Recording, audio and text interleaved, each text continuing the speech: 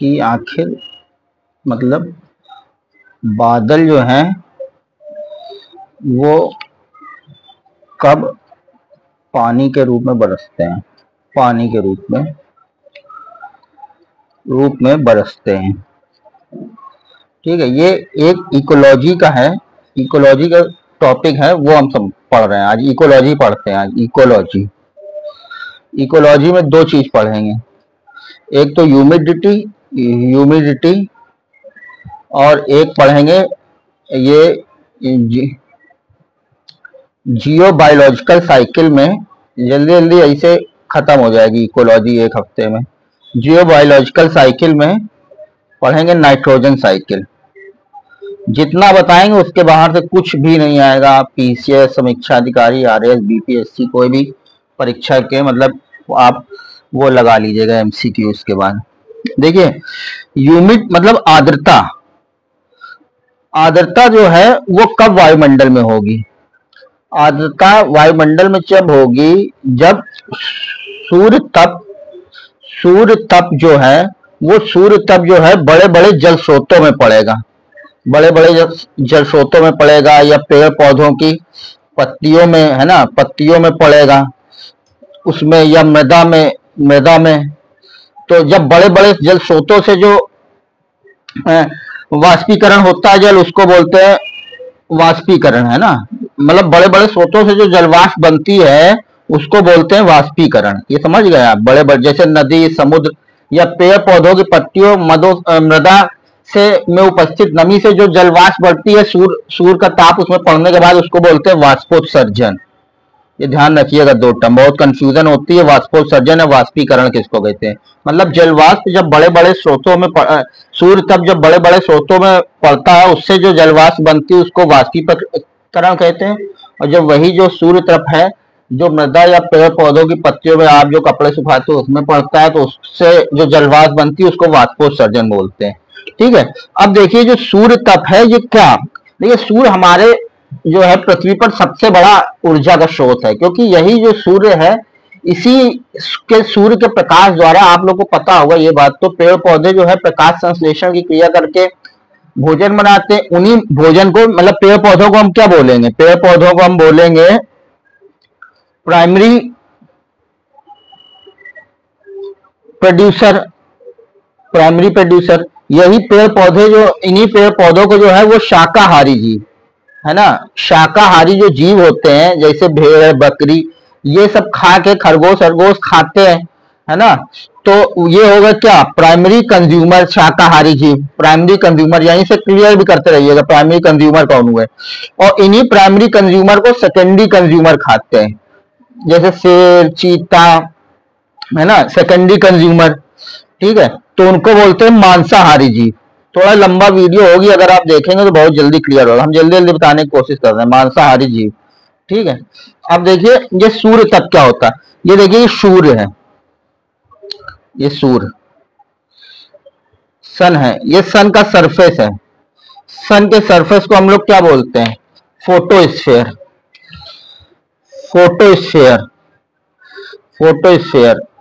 जो देखिए सन से जो ऊर्जा आती है, जो साइंस साइड पढ़े होंगे उनको पता होगा, सन से जो ऊर्जा आती है वो फोटोन या बंडल के रूप में आती है। इन्हीं बंडल को बोलते हैं क्या?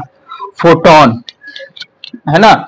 ये अब जब इन फोटोन को हम खोलते, देखिए ये पढ़ लीजिएगा जो अभी हम बता रहे हैं, इससे जब हम आगे वेव पढ़ाएंगे फिजिक्स में तो वो बिल्कुल समझ लीजिए 60% तैयार हो जाएगा। इन्हीं फोटोन को जो हम खोलते हैं तो देखिए इनमें क्या होता है। इन फोटोन को जो है, इन बंडल को, इस बंडल को हमने खोला। अब खोलने पे देखिए इसमें क्या क्या निकलेगा, मतलब इन बंडल में क्या होगा। देखिए इसमें क्या होगा, इसमें सबसे पहले होगी एक्स व गामा रेस। एक्स हमने छोटा पेन यूज करा जिससे इसमें आ जाए, आप बढ़ा के देख लीजिए। एक्स व गामा रेज होगी, फिर उसके बाद होगी अल्ट्रा वायलेट रेस। देख लीजिएगा, थोड़ा वीडियो लंबा होगा लेकिन पूरा समझ में आ जाएगा, common understanding. Ultraviolet rays की जो वेवलेंथ होती है वो 0.1 से 0.4 माइक्रोन होती है, और इसकी जो होती है वो होती 0.005 से 0.1, है ना, ये समझ रहे हैं ना, 0.1। 0.005 से 0.1 है, एक्स हुआ गामा रेस की, और इसकी इससे आगे उठा लीजिए 0.14 से 0.5। इसके बाद होती विजिबल रेस। विजिबल रेज जो हम लोग को सूर्य की जो यही रेज होती यही हम लोग को दिखती है, जो आपने सुना होगा, ये इसकी जो वेवलेंथ होती है 0.5 से 0.7 है ना, 0.5 से 0.7 माइक्रोन, सब माइक्रोन में है। और उसके बाद होती इंफ्रारेड, इंफ्रारेड इंफ्रारेड रेज। ये इंफ्रारेड रेज जो होती है वो ये देखिए इसके आगे बढ़ा दिया 0.7 से 3.0 माइक्रोन है ना। और उसके बाद होती है हीट वेव, हीट रेज, और ये इसके बाद होती है रेडियो वेव। ठीक है, ये याद रखिएगा, बहुत सिंपल है। ठीक है, इसको विजिबल रेज से इधर देख लीजिए और इधर देख लीजिए। ठीक है, ये है solar spectrum. Solar spectrum, spectrum क्यों आपको समझ में आ गया ना, कि जो सूर्य से जो ऊर्जा आती है बंडल या फोटोन के रूप में आती है। जब हम एक फोटोन को खोलते हैं तो उसको बोलते हैं सोलर स्पेक्ट्रम। और ये सूर्य का जो ये सरफेस होती है उसको फोटोस्फीयर बोलते हैं। यहीं पे हमने कल भी आपको बताया था, सूर्य के सरफेस में हाइड्रोजन का हीलियम में बदलना, उसी से ऊर्जा डेवलप होती है। वही ऊर्जा हमारे पास ऊष्मा के रूप में आती है, ताप के रूप में आती है। ठीक है, ये सन है, ये सन।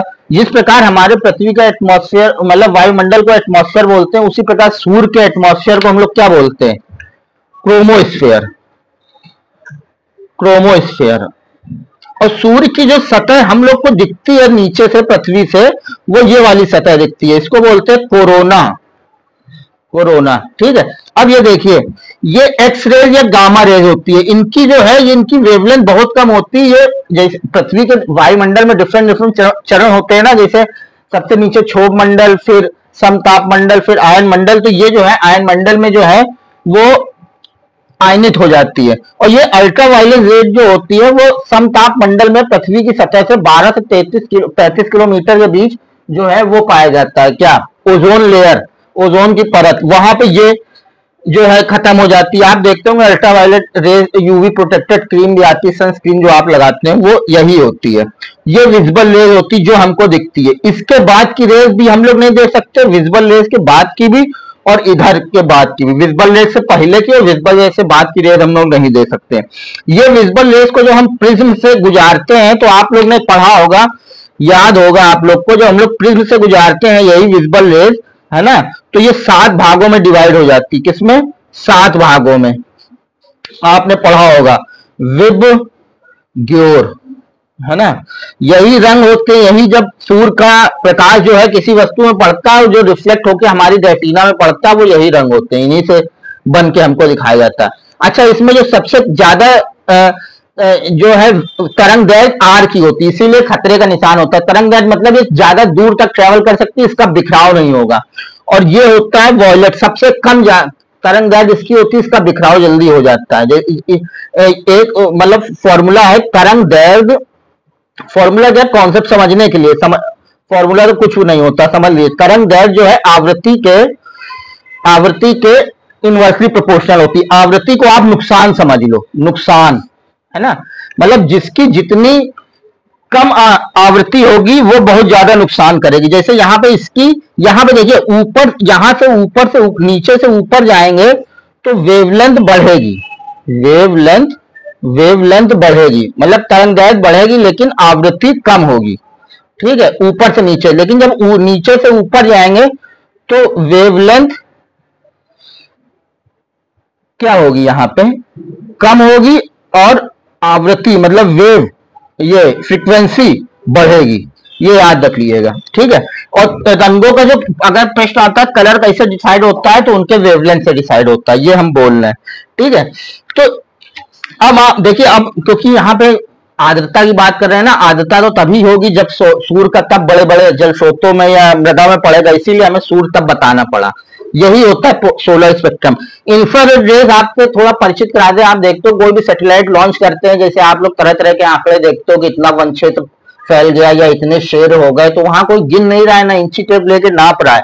जो सैटेलाइट में कैमरा यूज किया जाता है उन पर इंफ्रारेड रेज होती है, वो इतनी, उनकी आवृत्ति इतनी तेज होती है, तभी हम लोग को नहीं दिखती है, कि वो पृथ्वी के नीचे जाके या दूर तक जाके इमेज ले सकती, पता चल जाता है कितने वन है, पेड़ पौधे या शेर वेर है, वो उसमें इंफ्रारेड वो आपने महाभारत देखी होगी ना, जिसमें अर्जुन दुर्योधन का युद्ध होता है, उनके सारथी जो होते हैं भगवान श्री कृष्ण, वो अर्जुन से कहते हैं मारो, तो अर्जुन को पता होता है दुर्योधन मेरा भाई है, तो अर्जुन श्री कृष्ण से कहते कहे तुम कहे तो हमारे भाई से मार दे, तो वो उनके आंख में जो है सारथी बन के भगवान कृष्ण जो है अर्जुन के आंख में वो जो तरंगे डालते हैं, वो एक समझने के लिए तरीके बता रहे हैं, वो इंफ्रारेड होती है, मतलब इतनी ऊर्जा उत्पन्न आ जाती है शक्तिशाली कि उनको दिख जाता है कि हाँ ये भगवान श्री कृष्ण हमसे कह रहे हैं, तो मार देते हैं। ठीक है, तो ये कहानी है समझने के लिए। अब देखिए यही आर्द्रता, जब अब देखिए कब बादल से पानी बरसता है। देखिए आर्द्रता की जब हम बात करते हैं तो 3 टर्म बात करना बहुत जरूरी हो जाता है। एक सापेक्ष आर्द्रता, सापेक्ष आर्द्रता, पूरा वीडियो देखिएगा सब समझ में आ जाएगा, हमने विस्तृत बताया। एक निरपेक्ष आर्द्रता, निरपेक्ष आर्द्रता, अब बताएंगे कब बादल पानी बरसते हैं। और एक आर्द्रता सामर्थ्य, आर्द्रता सामर्थ्य। देखिए क्या है, आर्द्रता क्या होता है, वायुमंडल में जो गैसीय रूप में जलवाष्प होता है उसी को आर्द्रता बोलते हैं। ठीक है, यही जलवाष्प जो है वायुमंडल में धूल कण और ये सब मौजूद होता है ना जलवाष्प, तो ये धूल कण से चिपक के जो है संघनित हो जाते हैं, धूल कण से चिपक जाते हैं, और इन्हीं मतलब जलवाष्प का धूल कण में चिपकना ही संघनन कहलाता है। और मतलब आप ये समझिए वायुमंडल की एक इकाई आयतन की जगह लेते हैं, एक यूनिट जगह लेते हैं, एक यूनिट वॉल्यूम की जगह। ठीक है, इसमें इस समय मान लीजिए इसमें इस समय जो है यूनिट आर्द्रता आ सकती है 1000 ग्राम, इसकी आर्द्रता सामर्थ्य, इसकी औकात है इस समय वायुमंडल की 1000 ग्राम, तो ये हो गई आर्द्रता सामर्थ्य। ठीक है, ये आर्द्रता सामर्थ्य, इतनी औकात है इसकी। बट इस समय मौजूद आर्द्रता जो है वो है इसमें 500 ग्राम। ठीक है, तो मौजूद आर्द्रता जो है वो 500 ग्राम है। तो आर्द्रता, तो सापेक्ष आर्द्रता क्या होगी, सापेक्ष आर्द्रता, सापेक्ष आर्द्रता जो होता है वो निरपेक्ष आर्द्रता और आर्द्रता सामर्थ्य का अनुपात होता है। निरपेक्ष आर्द्रता और आर्द्रता सामर्थ्य का अनुपात, आर्द्रता सामर्थ्य का अनुपात है ना, ये होता है का अनुपात, बोर्ड लाइन लिख लीजिएगा है ना। तो जैसे जो सापेक्ष आर्द्रता है वो परसेंटेज में शो करी जाती है, जैसे सापेक्ष आर्द्रता बराबर क्या होता है, निरपेक्ष आर्द्रता, निरपेक्ष आर्द्रता अपॉन आर्द्रता सामर्थ्य, सामर्थ्य इंटू 100। देखिए जब निरपेक्ष आर्द्रता आर्द्रता सामर्थ्य के बराबर हो जाएगी तो मतलब वायु जो है वो संतृप्त हो गई, वायु जो है वायुमंडल में संतृप्त हो गई। संतृप्त मतलब तभी तो वायु संघनित होगी, संतृप्त मतलब अब वायुमंडल की कोई भी औकात नहीं है उसमें नमी आ जाए तो पानी बरस जाएगा। वही हम बोल रहे हैं, जब निरपेक्ष आर्द्रता आर्द्रता सामर्थ्य के बराबर हो जाए। जैसे हम मतलब ये बताना चाह रहे हैं, जैसे मान लीजिए सापेक्ष आर्द्रता हमने निकाली, निरपेक्ष आर्द्रता इस समय मौजूद कितनी है 500 ग्राम, और औकात है सापेक्ष आर्द्रता 1000 ग्राम, तो कितना हो गया 50% चांस है किसके, जो है पानी बरसने के। ठीक है, आप समझ गए। और यही मान लीजिए 1000 ग्राम औकात है और 1000 ग्राम वायु संतृप्त हो गई, 1000 ग्राम हो भी गई, तो इंटू 100, तो इसका मतलब 100% पानी बरसेगा। जो आप लोग पेपर पढ़ते होंगे उसमें निकलता होगा सूर्य उदय अस्त कब होगा, उसमें तापमान आता है, तो उसमें देखिए तो उसमें सामर्थ्य आर्द्रता भी आती है, वो आर्द्रता सामर्थ्य होती है, उसी से अंदाजा लगा लिया जाता है कब पानी बरसता है कब नहीं बरसता है। अच्छा ये भी समझ लीजिए कि प्रत्येक 20 डिग्री फ़ारेनहाइट टेम्परेचर बढ़ने पे आर्द्रता सामर्थ्य जो है बढ़ जाती है। इसीलिए हम एक चीज समझ लीजिए कि जो तापमान मतलब तापमान जो होता है वो आर्द्रता सामर्थ्य का, ये भी एक समझ लीजिए, आर्द्रता सामर्थ्य का इनवर्सली प्रोपोर्शनल होता है। कैसे, हमने क्या कहा कि अगर देखिए आर्द्रता सामर्थ्य बढ़ी, हमने आपसे क्या कहा था, निरपेक्ष आर्द्रता, अभी एक चीज समझिएगा, थोड़ा सा दिमाग लगाइएगा पूरा समझ में आ जाएगा। निरपेक्ष आर्द्रता, सॉरी सापेक्ष, जल्दी बताना पड़ रहा है ना। सापेक्ष आर्द्रता बराबर क्या होती है, देखिए सापेक्ष आर्द्रता बराबर क्या होती है, निरपेक्ष आर्द्रता, इसको समझिएगा थोड़ा सा, बस 2 मिनट लेंगे, बहुत अच्छे समझाएंगे। बट सापेक्ष आर्द्रता सामर्थ्य, आर्द्रता सामर्थ्य इंटू 100 है ना। तो हमने क्या बताया कि सापेक्ष आर्द्रता जो है वो निरपेक्ष आर्द्रता आर्द्रता सामर्थ्य का अनुपात है, और जब ये दोनों बराबर हो जाएगी तो पानी बरस जाएगा। तो देखिए जब तापमान बढ़ेगा, मान लीजिए बहुत ज्यादा तेज धूप होगी तो पानी नहीं बरसेगा। कैसे, आइए समझते हैं। मान लीजिए तापमान जो है 40 30 डिग्री से, एक हम मानते हैं, एक मान कांस्टेंट मान लेते हैं। मान लीजिए 40 डिग्री सेंटीग्रेड पे जो आर्द्रता सामर्थ्य है वो है 1000 ग्राम। 1000 ग्राम जो है आर्द्रता सामर्थ्य है, लेकिन 40 डिग्री सेंटीग्रेड में अभी जो आर्द्रता मौजूद है वो 500 ग्राम मौजूद है। ठीक है, तो कितने परसेंट चांस है, मतलब मान लीजिए 50% चांस है बारिश होने के। अब तापमान हमने बढ़ा दिया, 50% कर दिया। हमने क्या कहा, तापमान बढ़ाएंगे तो आर्द्रता सामर्थ्य क्या हो जाएगी, घट जाएगी ना। तो देखिए, और हमने बताया कि तापमान बढ़ाने पर वायु में आर्द्रता सामर्थ्य बढ़ जाती है, मतलब वायुमंडल में वायु में आर्द्रता धारण करने की क्षमता बढ़ जाती है, तो आर्द्रता सामर्थ्य बढ़ गई। अब मान लीजिए 1500 ग्राम आर्द्रता सामर्थ्य है ना, 50 डिग्री सेंटीग्रेड, लेकिन अभी इस समय मौजूद तो इतनी है 500 ग्राम। अब देख लीजिए, 2 इंटू 100 मतलब 33 सही 1/3%। जितने तापमान बढ़ाएंगे पानी बरसने के चांस कम।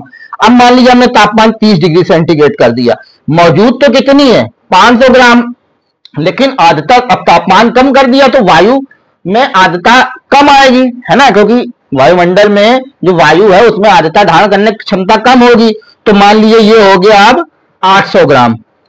ठीक है, तो देखिए, अब देखिए कितना आएगा, 500 इंटू 8, 62% चांस हो जाएगा पानी बरसने का, जैसे तापमान कम होगा, ह्यूमिड कंडीशन हो जाएगी। इसीलिए आप देखते होंगे कि जब नमी होती है तो तापमान 35-40 डिग्री होता है, लेकिन पानी बरस जाता है। ये आज आप समझ लो, फिर नाइट्रोजन साइकिल और कार्बन साइकिल का अलग से वीडियो बना देंगे, ये थोड़ा लंबा हो जाएगा नहीं तो।